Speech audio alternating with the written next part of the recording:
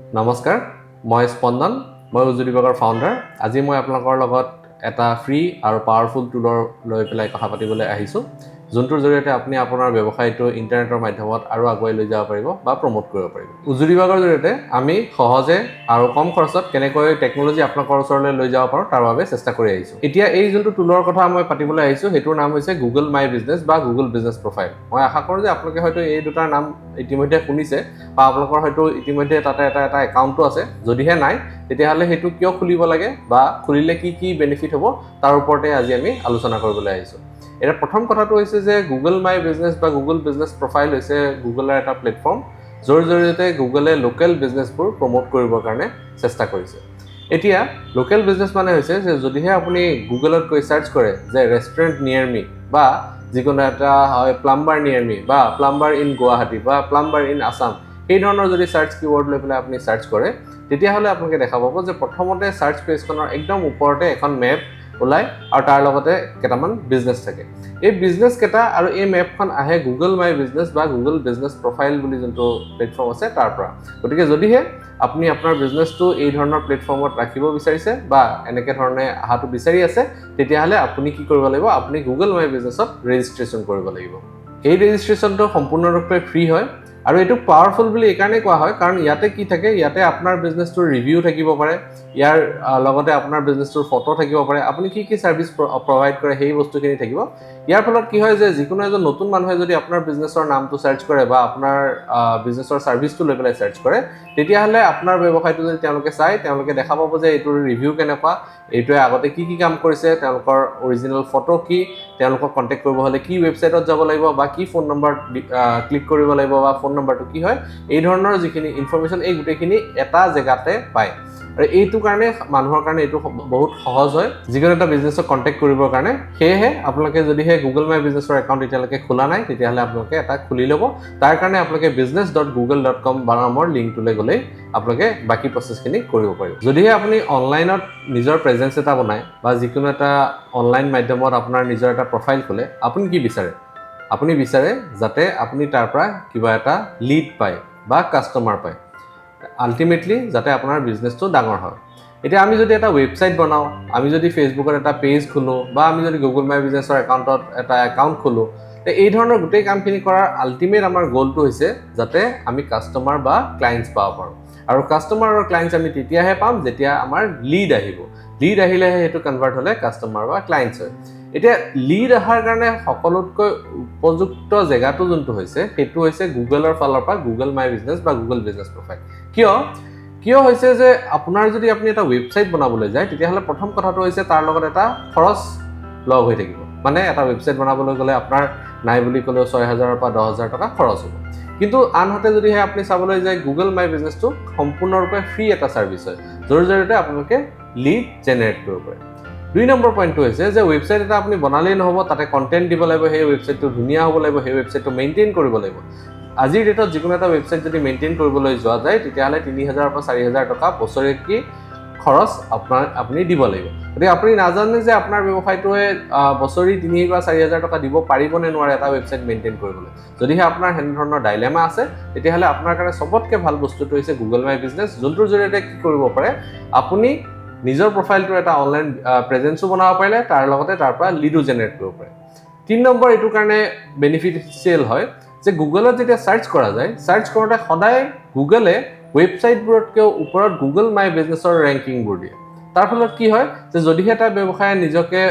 Google মাই বিজনেছৰ ৰেংকিঙৰ ওপৰত দেখাব পাৰে তেতিয়াহ'লে সেই বিজনেছটোৰ ৱেবছাইট থাককেই বা নাথাককেই সেইটো মেটাৰ নকৰি পেলাই তেওঁলোকে বিজনেছটোৰ জৰিয়তে লিড জেনেৰেট কৰিবলৈ কাৰণে সক্ষম হয় গতিকে লিড জেনেৰেট কৰিলেহে আমি ব্যৱসায়টো আগুৱাই লৈ যাব পাৰিম সেইকাৰণে গুগল মাই বিজনেছত ৰেজিষ্ট্ৰেশ্যন কৰাটো ইম্পৰ্টেণ্ট ৪ নম্বৰ পইণ্টটো হৈছে যে যেহেতু আপুনি লিড জেনেৰেট কৰিবৰ কাৰণে আপোনাক যিকোনো এজন মানুহে সাৰ্চ কৰিলে দেখা পাব লাগিব ২ নম্বৰ কথাটো হৈছে দেখা পোৱাৰ লগে লগে আপোনাৰ লগত কন্টেক্ট কৰিব লাগিব সেই কন্টেক্ট কৰাটোক আমি কল টু একচন বুলি কওঁ এতিয়া গুগল মাই বিজনেছৰ যেতিয়া মোবাইলৰ পৰা আপুনি সাৰ্চ কৰে যেহেতু আজিৰ দিনত সাৰ্চৰ ভলিউমটো মোবাইল সাৰ্চে বেছি হয়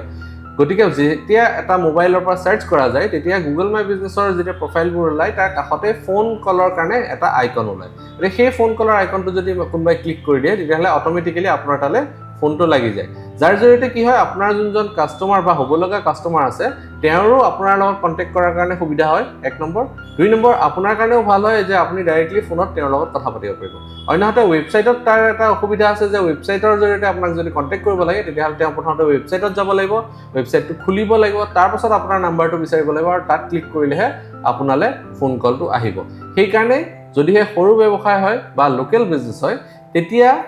গুগল মাই বিজনেছত ৰেজিষ্ট্ৰেচন কৰাটো আৰু গুগল মাই বিজনেছত আপোনাৰ প্ৰফাইলটো উন্নত কৰি ৰাখাটো খুবেই প্ৰয়োজনীয় ইতিমধ্যে মই 4টা পইণ্ট ক'লো 5 নম্বৰৰ আৰু এটা পইণ্ট আছে সেইটো হৈছে যে গুগল মাই বিজনেছত যেতিয়া আপুনি এটা প্ৰফাইল ওপৰলৈ আনিবলৈ চেষ্টা কৰে বা ৰেংকিং 1 2 3 লৈ আনিবলৈ চেষ্টা কৰে সেইটো যিমান কঠিন বা টাফ হয় তাতকে ৱেবছাইট এটা 1 2 3 নম্বৰ ৰেংকিংত অনাটো বেছি টাফ হয় মানে ৱেবছাইটটো যদি আপুনি ৰেংক কৰিবলৈ যায় তেতিয়াহ'লে যদি 100 এমাউণ্ট অফ মানে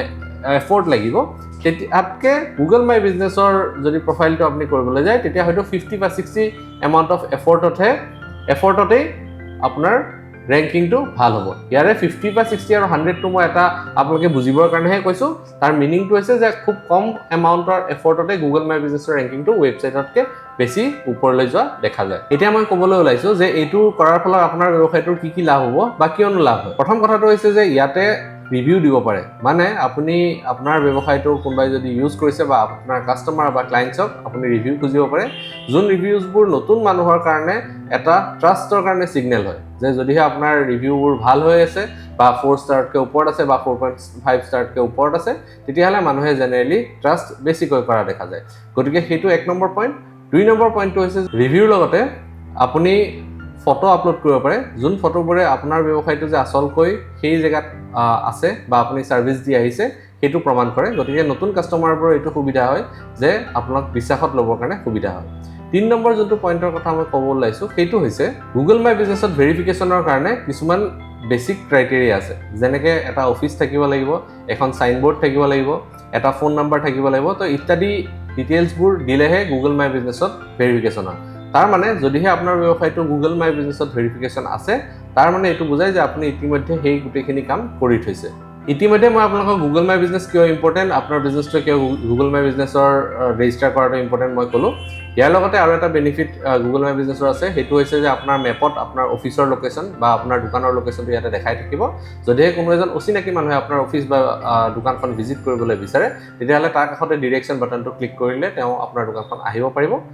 ইয়াৰ লগতে কিমানজন মানুহে আপোনাৰ তাত ফোন কৰিছে কিমানজন মানুহে ডিৰেকশ্যনত ক্লিক কৰিছে কিমানজন মানুহে আপোনাৰ লোকেশ্যনটো চাইছে বা ফটো চাইছে ইত্যাদি ইনফৰমেশ্যনবোৰ আপুনি গুগল মাই বিজনেছৰ নিজৰ ডেশবৰ্ডতে দেখা পাই থাকিব গতিকে ডিজিটেল মাধ্যমত যদি আপুনি এতিয়ালৈকে খোজ পেলোৱা নাই আপুনি ভাবিছে ডিজিটেল মাধ্যমৰ জৰিয়তে নিজৰ ব্যৱসায়টো প্ৰসাৰ কৰা আৰু প্ৰচাৰ কৰাৰ কথা তেতিয়াহ'লে প্ৰথম খোজ হিচাপে আপুনি গুগল মাই বিজনেছত ৰেজিষ্টাৰ কৰক যাৰ কোনো খৰচ নাই তাৰ পিছত আপুনি লাহে লাহে ৱেবছাইটটো বনাব পাৰিব তাৰ পিছত লাহে লাহে আপুনি নিজৰ কাৰণে এটা প্লেটফৰ্ম বনাব পাৰিব